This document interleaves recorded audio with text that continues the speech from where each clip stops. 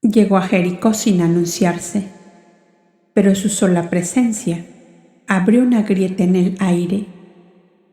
Enfermos, poseídos, buscadores, todos corrieron hacia él. No venía con espadas, pero su palabra rompía cadenas invisibles.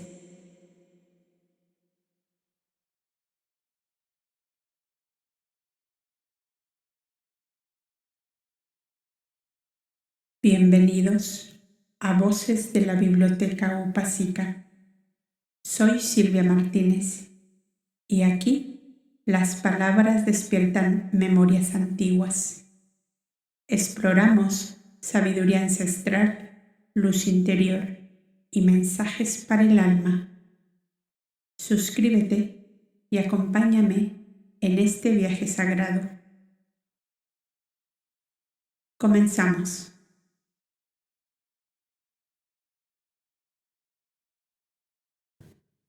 Yahshua en Jericó. Mientras esto ocurría en Jerusalén, Yahshua con su pequeña caravana de discípulos y familiares llegaban al caer de la tarde a las murallas de Jericó, donde debían pernoctar en atención a que viajaban mujeres y niños. Allí tenía Miriam parte de su parentela, como recordará el lector. Amás era el extremo norte de la línea oblicua, según la frase enigmática usada en epístolas secretas por los dirigentes del movimiento libertador de Israel. En la caravana, el príncipe Judá, Simónides, Hanani y Matías eran conocedores de la importancia de esta línea oblicua, formada por las únicas 3 ciudades de la Judea, consideradas como plazas fuertes para las legiones libertadoras. Hebrón, Betlén y Jericó serían los puntos de concentración, y la previsión del anciano Simónides las había dotado de inmensos depósitos de cereales, legumbres y carnes saladas provenientes de los ricos países vecinos, Egipto y Arabia. Ricos mercaderes se habían instalado de la noche a la mañana, según la frase vulgar, con molinos, prensas y lagares que producían a millares los sacos de harina, los cántaros de aceite y los pellejos de vino. Los pobladores de las 3 ciudades se creían los privilegiados hijos de Abraham, exceptuados de la miseria que acosaba a Israel.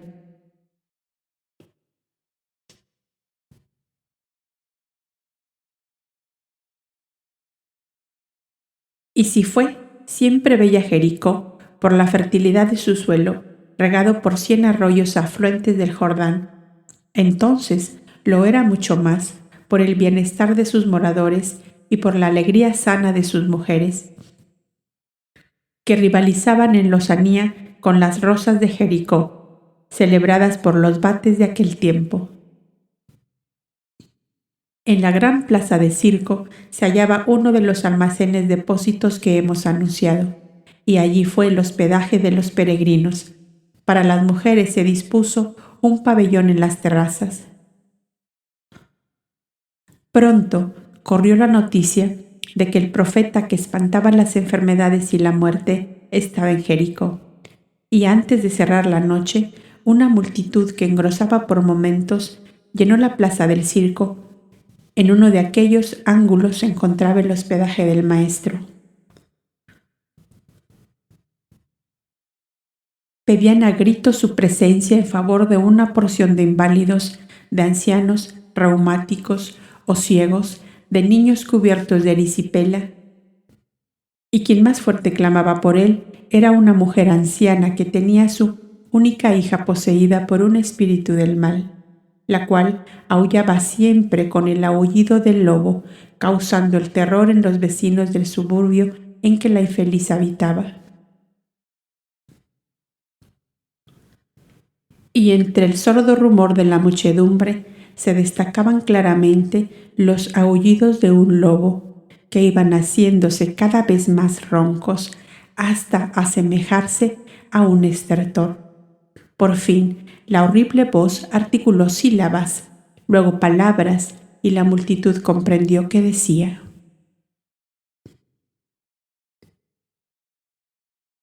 Hijo del Altísimo, solo a ti te entregaré mi presa.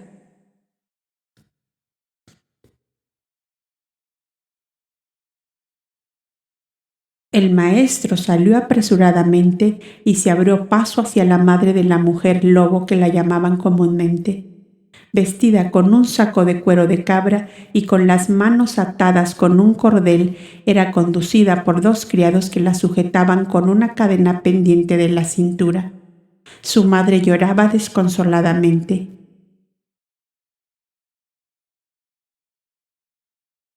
Con sus cabellos enmarañados, la mirada extraviada y el color cetrino del rostro demacrado y sucio, espantaba el aspecto de la infeliz posesa. El maestro se detuvo ante ella y dijo a su madre: «El amor del Padre Celestial es inmensamente superior a la fuerza maligna que domina a tu hija». Mujer, Dios escucha el clamor de tu fe.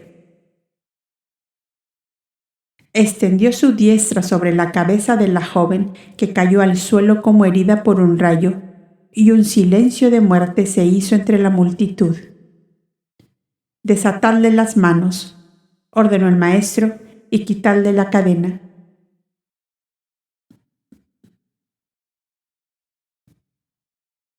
Cuando lo hubieron hecho, tomó a la joven por la diestra y le dijo en alta voz: «Bendice a Dios, Jafia, porque ya eres libre». La madre y la hija se arrojaron a sus pies bendiciéndole por el bien que de él habían recibido. El clamoreo de la muchedumbre subió de tono y algunos escribas y fariseos, maestros en la ciudad, llegaron a saber la causa de aquel tumulto. «¿Qué pasa aquí? ¿Que alborotáis de este modo cuando se acerca la noche?», preguntó uno de ellos. «¿Quién piensa en la noche cuando estamos viendo a un hombre de Dios obrar maravillas en nombre suyo?», le contestó un fornido mozo que era uno de los más entusiastas adeptos de la Santa Alianza. «Los ciegos ven, los paralíticos arrojan sus muletas y los posesos se ven libres de los demonios», añadió otro. «¿Quién vio nada semejante? Aún no ha terminado el sábado. ¿Cómo se atreve ese hombre a curar enfermos? ¿No dice la ley: santificarás mi fiesta con descanso y oración?», añadió un adusto fariseo cuya indumentaria indicaba ser persona de buena posición. «Amigo», le dijo Yasua, que lo oyó, «si se te cae una bestia en un pozo en día sábado, ¿la dejas perecer con perjuicio de tus finanzas?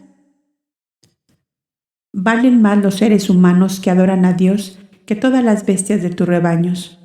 ¿No dice también la ley: ama a tu prójimo como a ti mismo?». Y el maestro continuó abriéndose paso entre la muchedumbre hasta no quedar un solo enfermo que no fuera curado. El fariseo, que se vio humillado en público y más aún con las sátiras que oyó entre la muchedumbre, se retiró disgustado y pensando que era gran audacia la de aquel rabí desconocido que se permitía darle lecciones a él, hombre de 50 años y doctor de la ley. Iba a levantar una furibunda protesta ante la guarnición romana residente en aquella plaza, cuando sintió detrás de él un vocerío aclamando al profeta nazareno. Era la multitud de enfermos curados por él. Algunos conocían al fariseo y eran conocidos por él, de verles desde años atrás ciegos o paralíticos sentados a la puerta de las sinagogas o en los mercados esperando los mendrugos. «Rabí Sedequías», le decían locos de felicidad, «mirad nuestras piernas y brazos como de doncellas que van a la danza». «Rabí Sedequías, ahora puedo ver tu rostro venerable porque el hombre de Dios abrió mis ojos a la luz. ¿No bendices a Jehová conmigo?». Y continuaba la procesión de los enfermos curados, gozosos de hacerse ver del más ilustre rabí que honraba Jericó.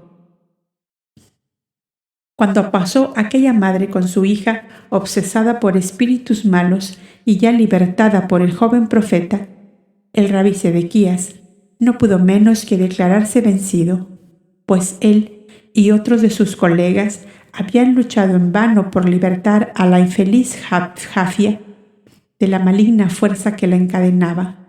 La muchacha caminaba envuelta en el manto blanco del profeta y su madre dijo al fariseo: mírala, rabí Sedequías, qué cambiada está mi pobrecita. Dicen por ahí que ese profeta es más que un profeta, que es el Mesías esperado en Israel. Tú lo sabrás sin duda. ¿Es esto verdad? Anonadado Sedequías por lo que estaba viendo, se sintió forzado a contestar: debe ser verdad, mujer, debe ser verdad. Y juntando sus manos sobre el pecho como acostumbraban los fariseos en plena calle, oró así: Altísimo Señor de los cielos, si es la hora de tu luz sobre Israel, no dejes en tinieblas a tu siervo, que practicó tu ley para merecer la claridad de este día. Y volvió sobre sus pasos hacia la plaza del circo con el deseo de ver cerca al profeta. Pero la plaza estaba ya desierta y la noche caía serena sobre la blancura del circo, destacándolo más de las palmeras que lo rodeaban y de las obscuras callejas que se esfumaban en las tinieblas. Solo se veía luz en el gran almacén depósito que hemos mencionado. ¿Yo? ¿Penetrar en un almacén depósito de vinos y comestibles a esta hora?, se decía. Pero frente a esta casa se hizo el tumulto y aquí había hombres galileos. Cuando él estaba en estas observaciones en la obscuridad alumbrada por el reflejo de luz que salía de los almacenes, llegó el maestro con 3 de sus compañeros que volvía de fuera de las murallas, donde su piedad le llevó a curar unos leprosos que se veían imposibilitados de acercarse hasta él. Con solo su túnica blanca ceñida a la cintura, con el cíngulo violeta de los maestros esenios, aparecía más gracil y juvenil su delicada silueta.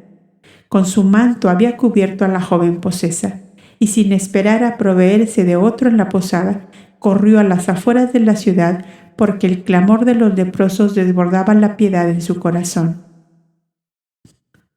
Profeta de Dios, no nos dejan acercarnos a ti porque estamos condenados por la ley como inmundos. Señor, apiádate de 6 infelices leprosos que claman por ti a la puerta de la ciudad. Hijo mío, tu palidez me asusta. Estás fatigado, le decía su madre, mirando los círculos violetas que rodeaban aquellos ojos amados. Señor, le decía Pedro, por mi edad me has autorizado para avisarte cuando te excedas en tus tareas por los enfermos. Es hora de descansar. La noche ha cerrado ya, hijo mío, le decía su tío Jaime. El rocío empieza a caer como una llovizna y de aquí a la muralla hay unos 500 pasos. ¿Pero estáis sordos que no escucháis esos clamores?, les preguntaba con la pena retratada en el semblante. No oímos nada. Es el cansancio, maestro, contestaron.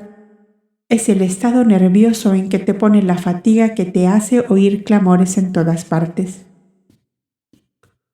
Volveos vosotros a la posada, que yo solo iré hasta la puerta, dijo, y sin esperar más echó a andar con gran ligereza. Los de más edad volvieron con Miriam y demás mujeres a la posada, y Juan, Zebeo y Felipe siguieron al maestro. Los leprosos estaban allí, a 20 pasos de la puerta, y seguían en sus dolientes clamores. Vuestra fe es más grande que la distancia que he recorrido para llegar a vosotros, les dijo. Sed salvos, sed limpios, sed curados en nombre de Dios, exclamó con tal vibración de amor y piedad que hasta los 3 discípulos que le seguían se sintieron envueltos en ella y cayeron de hinojos adorando a la majestad divina que tan profundamente se hacía sentir. Id a lavaros al arroyo, les dijo. Vestíos de limpio y presentaos al sacerdote de turno para que os declare curados y podáis volver a vuestras familias. Señor, le contestó uno de los leprosos, debemos quemar estos harapos y no tenemos un sestercio para comprar ropas nuevas. No dudéis, no temáis. ¿Qué es más, los vestidos o la salud y la vida? Y si el Padre Celestial os ha dado en un instante la vida y la salud, ¿no os puede cubrir también con una túnica limpia? Id y haced lo que os digo, que mi Padre tiene millares de ángeles que le obedecen y le sirven. Los discípulos se miraron con asombro unos a otros, y cuando los leprosos echaban a andar, se despojaron de sus mantos, los partieron por la mitad y se los entregaron. El joven Felipe, que no siendo de la vida en común de los 12, llevaba dinero consigo, dio 2 denarios a cada uno de los enfermos para que al día siguiente completasen su vestidura. Así volvían nuestros 4 personajes de la excursión a las afueras de la ciudad, cuando encontraron al rabí Sedequías, hecho todo ojos, mirando por el portalón al interior del almacén. «La paz sea contigo, rabí», díjole el maestro, que reconoció de inmediato al fariseo que le había censurado las curaciones de esa tarde, cuando aún no había terminado el día sábado. «Y contigo, profeta, a ti te buscaba», le contestó. «Viene muy fatigado», intervino Zebeo, «y aún no ha tomado refrigerio alguno. Si pudieras volver mañana». «Entra, rabí», díjole afablemente Yashua, poniéndole su mano en el hombro. «Entra, y si no lo tomas a mal, partiré mi pan y mi vino contigo». Entraron. «Simónides», dijo el maestro, «el rabí Sedequías honra a esta casa con su presencia. Mi porción de la cena la partiré con él».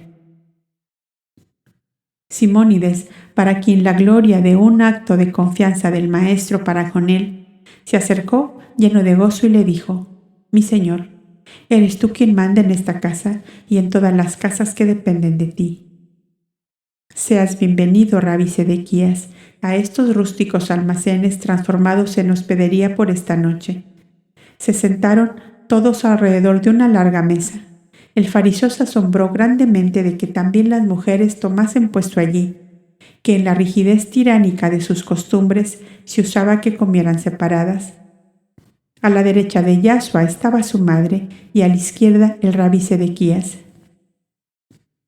¿En la mesa de un profeta de Dios se sientan las mujeres?, preguntó, sin acritud pero con una curiosidad que no pudo disimular. «Rabí Sedequías», dijo el maestro, llenándole el vaso con el vino de la ánfora puesta ante él. «¿No es mujer tu madre?». «Claro que lo es». «¿No dice la ley dada por Dios a Moisés, honra a tu padre y a tu madre?». «Sí que lo dice», contestó el interpelado. «¿Y te parece que honra a su madre el hijo que rehúsa sentarla a su lado en la mesa como si fuera indigna de tal honor? ¿No le trajo ella en sus entrañas y le alimentó de su seno? ¿Es algo más el hijo cuando ha crecido que cuando era pequeñín y dormía en su regazo?». «Razonas muy diferente a nosotros, profeta, pero no puedo menos que reconocer la luz de Dios en tu razonamiento», contestó el rabí. «Me alegra que estemos de acuerdo, y ello me hace comprender que eres fariseo por costumbre, y porque tus antepasados lo fueron. Tú estás preparado, rabí, para maestro de la ley divina, no de las leyes de los hombres». «¿Y qué otra cosa son, dime, los doctores de Israel sino maestros de la divina ley?», preguntó Sedequías. «No», dijo secamente Yashua. «Tengo observado que la mayoría de los doctores de Israel son destructores de la ley divina». «Profeta, mira lo que dices», exclamó casi espantado el fariseo. «Sé bien lo que digo y afirmo, rabí Sedequías», insistió el maestro. «Te ruego que glosemos juntos la santa ley y luego me dirás si tengo o no razón. Y no temas hablar en presencia de todos estos que son verdaderos israelitas, de conciencia formada en la ley de Dios, no en las leyes de los hombres». Amarás a Dios sobre todas las cosas y al prójimo como a ti mismo. Es el primer mandamiento de la ley, dijo Yahshua. Así es, y los doctores de Israel la cumplimos al pie de la letra. No lo cumplís, Rabí Sedequías. Y perdonadme, ¿no sostenéis vosotros el derecho del amo para azotar bárbaramente a sus esclavos y aún condenarles a muerte? ¿No mandáis que el esclavo vitalicio sea agujereado en su oreja izquierda, clavándole en la puerta de vuestra casa para dejarle eternamente marcado en su vil condición? ¿No sostenéis y mandáis que el amo tiene derecho de vender sus esclavos como vende sus ovejas o sus asnos, separando los hijos de sus madres, los maridos de sus mujeres, y los hermanastros y los hermanos entre sí? Justamente, es así la ley vuestra, pero no la ley de Dios. ¿Es eso, dime, amar al prójimo como vosotros mismos? Pero son esclavos, profeta, y no prójimos, arguyó el fariseo. Ah, es sutil tu salida, Rabí, pero la ley divina no ha hecho diferencia alguna entre el esclavo y el que no lo es. Y tanto salió de la omnipotencia divina el alma del amo como la del esclavo. La naturaleza, obra de Dios, forma de igual manera el cuerpo de los reyes como de los vasallos, de los nobles y de la plebe, de los amos y de los esclavos. ¿Es esto verdad, Rabí Sedequías? Sí, es la verdad, profeta. Bien, entonces quiere decir que los promulgadores y sostenedores de esas leyes van en contra del primer mandamiento de la ley de Dios. ¿Cómo así? Es así, porque los sabios de Israel, al promulgar sus leyes, solo tuvieron en cuenta sus conveniencias y olvidaron por completo la ley divina. En la legislación de los doctores y príncipes del Sanedrín, el amor al prójimo es desalojado por una cruel rigidez de intolerancia para los débiles y pequeños. En cambio, tiene un manto de tolerancia para los fuertes y los poderosos. El quinto mandamiento de la ley dice: no matarás, y los legisladores de Israel ordenan matar a pedradas a la mujer encontrada en adulterio. Porque el Sanedrín no aplica esa ley a Herodías y para mayor escándalo se alía con Antipas y deja asesinar a Johanán, única voz que reprendió a la adúltera. ¿Y por qué esa ley es solo aplicada a la mujer y no al hombre adúltero con ella, como ella? El séptimo mandato divino dice: no hurtarás, y los legisladores que han añadido ojo por ojo, diente por diente, cometen impunemente horrendos latrocinios con las viudas y los huérfanos. El templo, que en los antiguos tiempos fue refugio de viudas y huérfanos desamparados, es hoy refugio de viudas y huérfanos despojados por los altos dignatarios del templo, que encuentran hábiles combinaciones financieras para que los bienes de viudas y huérfanos pasen a sus arcas particulares. ¿Acaso ignoras tú esto, Rabí Sedequías? El interpelado guardaba silencio porque se veía abrumado por la lógica de acero del profeta nazareno, que continuó diciendo: la exigencia de nuevos y costosos holocaustos es otra forma de hurto, condenado por la ley divina. ¿No ves en ello el comercio ilícito de los sacerdotes? Todo el comercio de Israel está acaparado por las grandes familias sacerdotales, los Boeto, los Pabilos, Cántaros y los Hanán, que reinan en la actualidad mediante el oro del templo con que compran su triunfo. Solo se han librado de sus garras 2 o 3 grandes fortunas, cuyos administradores tuvieron el talento necesario para esquivar sus zarpazos. Y al decir así, la mirada del profeta se cruzó con la de Simónides, y el buen anciano le agradeció la alusión. «Profeta de Jehová», exclamó el Rabí Sedequías, «no sigas más, te lo ruego, porque en verdad te digo que estoy herido de muerte en mis ideales y convicciones. ¿Qué será del pueblo de Israel?». El pueblo de Israel se salvará o perecerá según que se incline hacia la verdad o hacia la mentira, contestóle el maestro.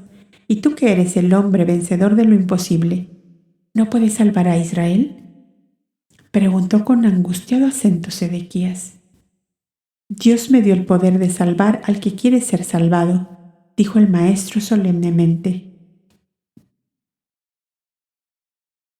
La ley eterna es inmutable, no varía ni cambia jamás. Ningún profeta, ningún enviado, ningún maestro será autorizado para violentar el libre albedrío de los seres. Se pierde el que quiere perderse y se salva el que quiere salvarse. Y yo, como enviado suyo, digo al pueblo de Israel y a todos los pueblos de la tierra: yo soy el camino, la verdad y la vida. Venid a mí, los que queráis ser salvados, y que el reino de Dios sea abierto para vosotros. ¿El reino de Dios?, exclamó el fariseo, como esperando ver de pronto una visión magnífica. ¿Y dónde está el reino de Dios? ¿Y tú que eres doctor en Israel, no sabes dónde está el reino de Dios? Hasta ahora he creído que está en el sagrado templo, donde se guarda la Torá y el arca de la alianza, y los tesoros que el pueblo ofrenda a Jehová en siglos y siglos. No, y 1000 veces no, afirmó con aplastante energía el maestro. El templo es un amontonamiento de piedras, de mármoles, de finísimas maderas, de oro bruñido donde el hombre ha dejado su arte, ha vaciado el sudor de su frente, pero todo eso es cosa muerta, fría y sin palpitaciones de vida. El reino de Dios es la energía eterna, puesta en acción permanente, es la luz divina de la inteligencia que enciende a millares las lámparas de la fe, para los que buscan ser alumbrados por ella. Es la dulce vibración de la esperanza en las promesas divinas para todos los que han merecido ver en ello su cumplimiento. Es, en fin, la potencia suprema del amor que emana incesantemente del Padre como inagotable torrente para todos los que quieren saciarse en sus aguas de vida eterna. El reino de Dios está, pues, en todos los mundos poblados de almas capaces de fe, de esperanza y de amor. Está en todos los rincones de este pequeño mundo de expiaciones dolorosas, allí donde está un puñado de almas o una alma sola despierta la verdad divina y que sea por tanto capaz de creer, de esperar y de amar. ¿Creer en qué? En la omnipotencia del amor divino que encierra en sí mismo todo cuanto alienta con vida en el vasto universo. ¿Esperar? ¿Qué? La hora suprema de la liberación y del merecimiento que en la inmensidad infinita resuena para cada alma como un clarín de triunfo cuya melodía traducida en palabras le dirá: entra en tu morada a poseer el reino que has conquistado. ¿Amar? ¿Qué ha de amar? El ideal supremo con que sueña desde el primer despertar de la inteligencia, que ha buscado durante siglos y siglos y que ha encontrado por fin palpitando en su propia vida, aleteando como pájaro cautivo en sus propios anhelos, derramándose de su propio corazón en oleadas de piedad incontenible para todos los que sufren miserias físicas y miserias morales, para los que soportan el látigo de la injusticia humana, para los que el crimen encadena y la sociedad esclaviza, para todas las víctimas voluntarias o forzadas de la monstruosa ignorancia humana, que teniendo a la vista la infinita grandeza de Dios y la omnipotencia de su amor soberano, se empeña en encerrarse en un cascarón de barro, como el escarabajo, símbolo egipcio del alma esclavizada en la materia, sin querer convencerse de la grandeza de su destino, la posesión eterna de Dios. ¿Has comprendido, Rabí Sedequías? El reino de Dios está en ti mismo, si quieres abrir tu alma a la verdad divina, en ti mismo está tu soberano Rey, tu divino dueño que te dice: porque amas como yo te amo, he hecho mi morada en tu propio corazón. El rabí inclinó su altiva cabeza sobre el borde de la mesa, donde aún estaba sin vaciar su copa, y lloró silenciosamente durante un largo rato. La interna oración de las almas llenó de silencio el improvisado cenáculo, mientras el hombre luz posaba su mano llena de bendiciones sobre aquella cabeza que se doblaba al peso del deslumbramiento del alma, frente por frente a la claridad divina. Cuando la luz se ha encendido para mí, tu ausencia la apaga nuevamente, profeta, dijo el fariseo, cuando la emoción le permitió hablar. La cena había terminado y las mujeres primeramente y los demás comensales después fuéronse retirando a sus alojamientos, quedando solo junto a la mesa del maestro y Sedequías con Pedro, Nataniel, Zebeo, Juan y Felipe el joven. ¿Que mi ausencia apaga tu luz, has dicho? No, amigo mío.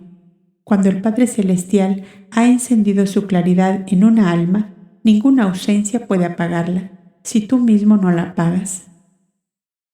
2 palabras más, profeta, para que yo comprenda con perfección tus caminos. ¿Eres contradictor de Moisés o afirmador de Moisés?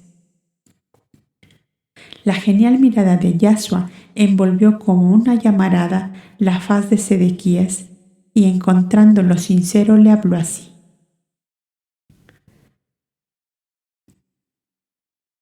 La suprema inteligencia, amigo mío, manda de tiempo en tiempo sus enviados al seno de la humanidad para desbrozar nuevamente los caminos y limpiarlos del polvo que la incomprensión y la ignorancia de los hombres arroja montones sobre ellos. Y estos enviados, ya se les llame profetas, maestros, filósofos o sabios, jamás destruyen los unos la obra de los otros.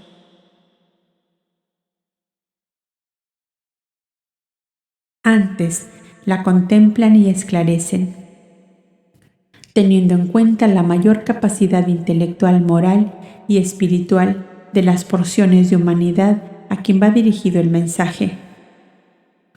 La verdad divina es una sola y es inmutable e inconmovible, porque es eterna como la causa suprema de que procede. Yo no puedo contradecir a Moisés ni a ninguno de los profetas, maestros o filósofos que, enviados por la eterna sabiduría, vinieron antes de ahora a la humanidad, pero sí puedo decir a la humanidad que ha falseado la doctrina enseñada por ellos, que ha borrado de la faz de la tierra los senderos abiertos por ellos, y que en vez de dar a beber el vino añejo y puro de la verdad divina traída por ellos, lo sepultan en sus bodegas, de donde lo dejan salir por gotas y aún mezclado con resina aromática que embriagan los sentidos y deslumbran la imaginación. ¿No es esto, dime, lo que ha pasado con la enseñanza de todos nuestros profetas y aún del mismo Moisés, de cuyo nombre y gloria está tan celoso Israel? ¿Dónde encuentran en este pueblo la honradez acrisolada del patriarca Abraham, la fidelidad de Isaac, la noble lealtad de Jacob, el perdón heroico de José? ¿Qué rastros encuentras de ellos en la vida de los altos dignatarios y dirigentes de Israel? Hemos visto tú y yo en esta noche que de los 10 mandamientos de Moisés solo viven en la conciencia del pueblo los que permiten la creación de prácticas y fórmulas puramente exteriores. ¿Cómo es el tercero, que prescribe santificar los sábados, con descanso y oración ampliado hasta la más ridícula exageración, sirviendo así de traba al verdadero espíritu de la ley, que es el amor fraterno y la ayuda mutua? Del sexto, no cometerás adulterio, ha surgido una dura cadena, ni aún soñada por Moisés, que va directamente en contra de la unificación de todos los pueblos y de todas las razas que tienen el mismo origen e idéntico fin. Esta cadena es la prohibición bajo pena de muerte de contraer matrimonio con sujetos de otras razas y de otras creencias. De la ley de Moisés, cuyos fundamentos son el amor a Dios y al prójimo, debió surgir como arroyuelo de su fuente el amor universal a todos los hombres que pueblan la tierra. Y ese fue el pensamiento divino interpretado por Moisés y traducido a palabras grabadas en tablas de piedra para hacerlos indestructibles. La clara visión de Moisés del amor de Dios como Padre universal, de cuanto alienta en la creación, le inspiró la idea sublime de un pacto eterno del Creador con sus criaturas, y el pacto fue rodeado de cánticos de amor y de alegría, de fiestas de concordia entre las familias, entre los amos y los siervos, que con palmas floridas y espirales de incienso se daban el ósculo de paz, de amistad y de perdón de todos los agravios. Pero los hombres, más materia que espíritu, más carne que inteligencia, más egoísmo que amor, encontraron bien pronto el camino para llegar a la más grosera y repugnante materialidad de la idea original, basada toda en el amor de Dios a sus criaturas. Y de ellas entre sí encontraron el sello de aquel pacto en la ceremonia brutal de la circuncisión, que nada modifica ni cambia al alma del hombre que continúa siendo un criminal o un justo, porque los ritos y las fórmulas y las prácticas exteriores no tienen ni tendrán poder sobre las condiciones morales y espirituales del hombre.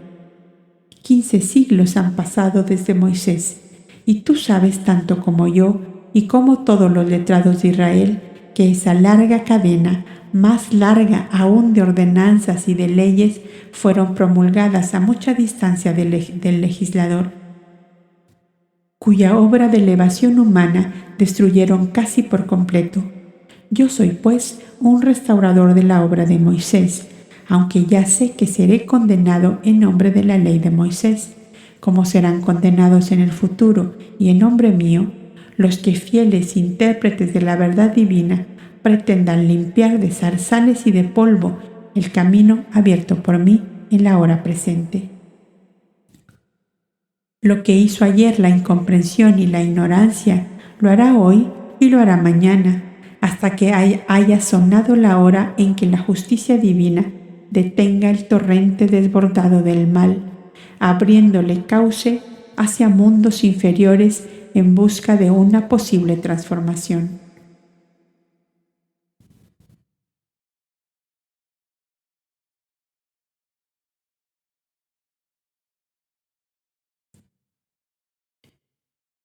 Todo cuanto has dicho, profeta, dijo el fariseo, lo he pensado más de una vez, y desde el fondo de mi espíritu he visto levantarse como una espantosa visión la desgracia futura de Israel, a quien su dura cerviz le arrastrará hasta el fondo del abismo.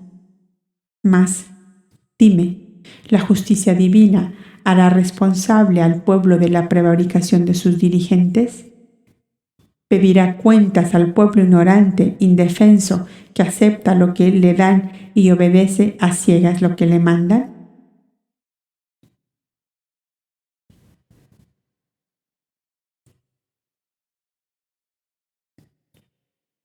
No todas las responsabilidades son medidas por la eterna justicia con la misma vara, contestó el maestro.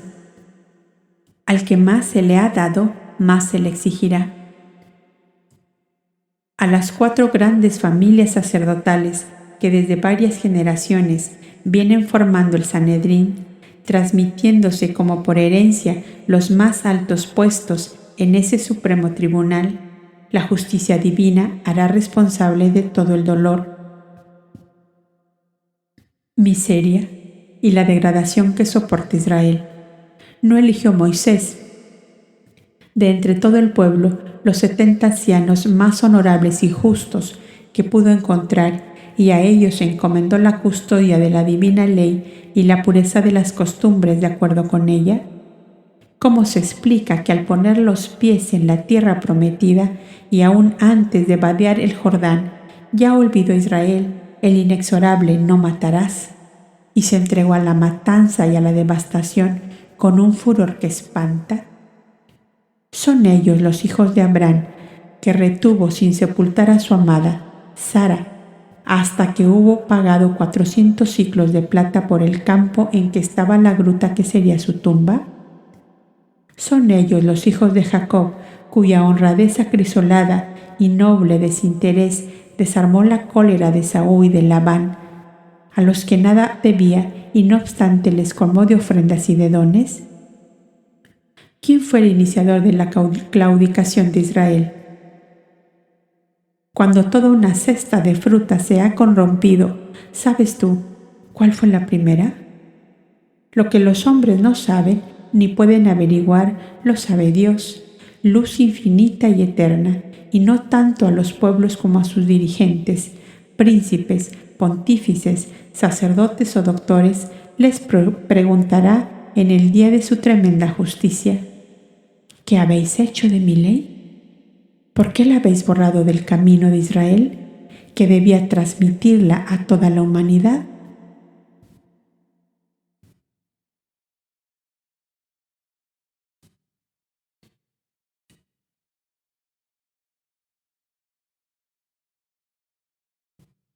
Hubo un penoso silencio en que las miradas de los 5 discípulos presentes iban del maestro al fariseo, pues bien comprendían que la conversación había llegado a un punto decisivo, del cual debía surgir un vencedor y un vencido. La lógica del maestro era aplastante y ya presentían que Sedequías no podía menos que reconocer la verdad. «Profeta», díjole por fin, «la verdad divina está en tus palabras. Negarlo sería negar la luz del sol y la claridad de las estrellas. Mi situación es harto difícil, porque estoy emparentado por mi mujer con Samaí, cuya fama de luchador intransigente debe ser conocida. Está al frente de nuestro partido y su palabra es oída como la de un maestro. Tú eres libre, Rabí, de seguir sosteniendo la mentira o de abrazar la verdad. Yo nada te exijo. El camino de la sabiduría está sembrado de espinas y nada tienen de común las encumbradas posiciones y los poderes terrenales con la verdad divina.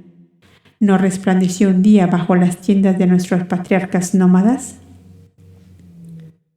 Profeta, ¿serías capaz de hablar de igual manera que lo has hecho hasta hoy en presencia de Samaí? Tú me has llamado profeta. Piensa que un profeta temería decir la verdad en presencia de un hombre que sabe la verdad y se empeña en ocultarla. Samaí ya tiene noticias mías y rehusó encontrarse frente a frente conmigo. Su corazón no está dispuesto como el tuyo, Rabí Sedequías, y él no se abrirá a la verdad divina aunque sienta que le abraza las entrañas. Además, tiene fama de ser uno de los grandes sabios de Israel. Ha de dignarse a escuchar a un visionario galileo, nacido en los talleres de un artesano. Dios da su luz a los humildes y la niega a los soberbios, dijo Pedro. Me hace daño, maestro, oír que te compares con ese orgulloso Samaí que va por la calle entre una corte de adulones que lo ayudan a creerse un Moisés. ¿Son discípulos tuyos estos que te rodean?, preguntó Sedequías. Sí, son los que continuarán mi obra cuando yo haya vuelto a mi padre. Demasiado pocos para la grandeza de la doctrina. Los que me siguen a todas partes y hacen vida en común conmigo son 12. Los que me siguen de más lejos son innumerables. Aún hay amantes de la verdad en Israel, aunque la aman en secreto mientras llega la hora de manifestarse ante la faz del mundo. Dame tu mano, profeta, dijo el fariseo, extendiendo su diestra hacia Yahshua. Yo soy de los que te seguirán en secreto hasta que los acontecimientos me permitan abandonar la Judea. El maestro estrechó con efusión aquella mano leal que se tendía hacia él, mientras sus ojos llenos de inefable ternura, se fijaban en los del fariseo que estaban llenos de lágrimas. Mañana salgo de Jericó con destino a Galilea, donde podrás encontrarme cuando quieras en Nazaret o en las orillas del lago.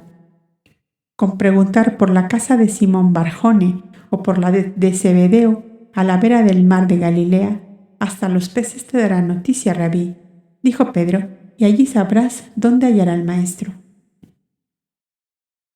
Gracias, amigos, dijo Sedequías levantándose.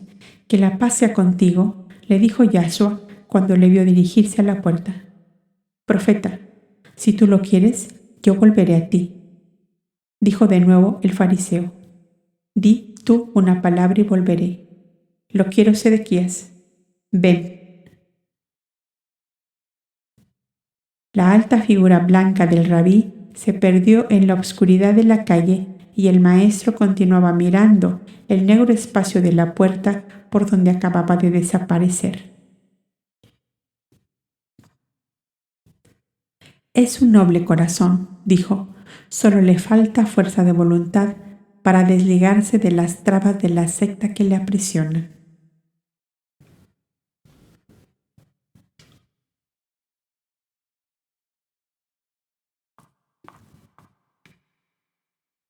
La muchacha fue liberada, los cuerpos sanaron, el pueblo lo aclamó y el rabí, que había venido a juzgarlo, salió con el alma encendida.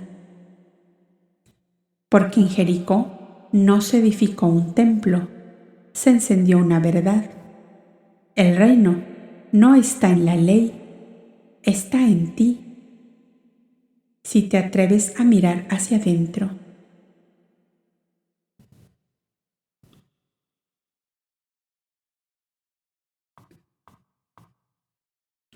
Correspondencias arqueológicas y tradicionales. Jericó, en este capítulo, no es solo una ciudad, es un espacio de prueba y revelación. La multitud de enfermos y poseídos representa el dolor colectivo que clama por liberación. No son cuerpos, son almas esperando ser vistas. Jafia, la joven poseída, encarna el arquetipo del alma atada por fuerzas invisibles, traumas, abusos, pactos antiguos. El verbo no lucha con el mal, lo nombra, lo ilumina y lo disuelve con amor. El rabí Sedequías es el símbolo del pensamiento honesto en crisis. No es un fariseo corrupto, es un buscador atrapado entre la ley y la luz. Yahshua no lo rechaza, lo invita a la mesa.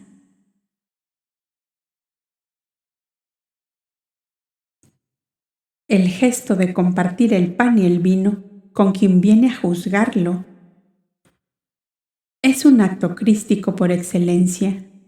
Invitar al diálogo, sembrar la verdad en silencio y esperar que el alma despierte desde dentro. Jericó fue históricamente una ciudad estratégica, fértil y protegida, una encrucijada entre caminos, comercio y doctrinas. En este capítulo, Jericó es descrita como abastecida, activa y vibrante, pero espiritualmente dormida. La aparición de Sedequías, un rabí del círculo de Samaí, marca un punto de inflexión. Es uno de los primeros doctores que, desde dentro del sistema, reconoce la verdad sin negar su formación. El gesto de sanación pública y la enseñanza en mesa abierta activan una frecuencia iniciática colectiva, donde la palabra no solo instruye, cura.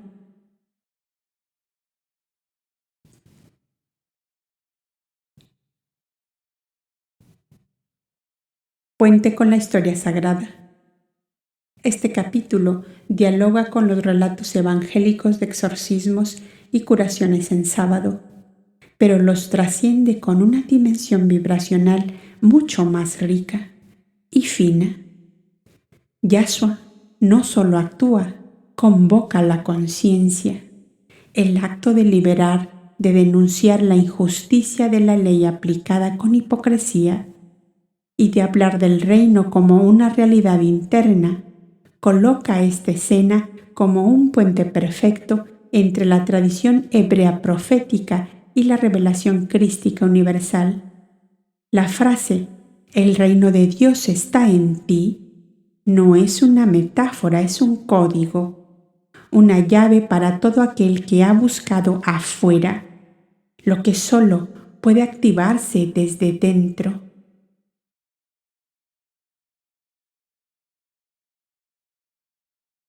Enseñanza final. Este capítulo no es solo una sanación, es un llamado, una forma suave pero firme de decirnos: deja de esperar que algo venga a salvarte. El reino ya vive en ti, pero necesita que lo reconozcas. Yahshua no curó con métodos ni convenció con argumentos. Liberó en amor y sembró la verdad. ¿Y tú? ¿Sigues encadenado a lo que ya puedes soltar? Porque si Él ya está en tu puerta, quizás solo necesitas una palabra para volver a ti.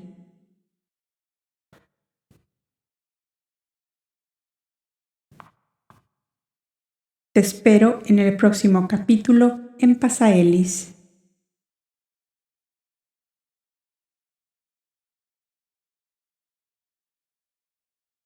Gracias por compartir este instante de alma.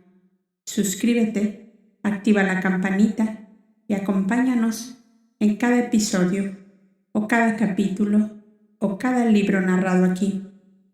Y si deseas ir más profundo, únete como miembro de este canal. Hay contenido exclusivo para quienes sienten el llamado. Y como recordaba Madame Blavatsky, la mentira baja estrepitosamente por un plano inclinado, mientras la verdad sube penosamente cuesta arriba.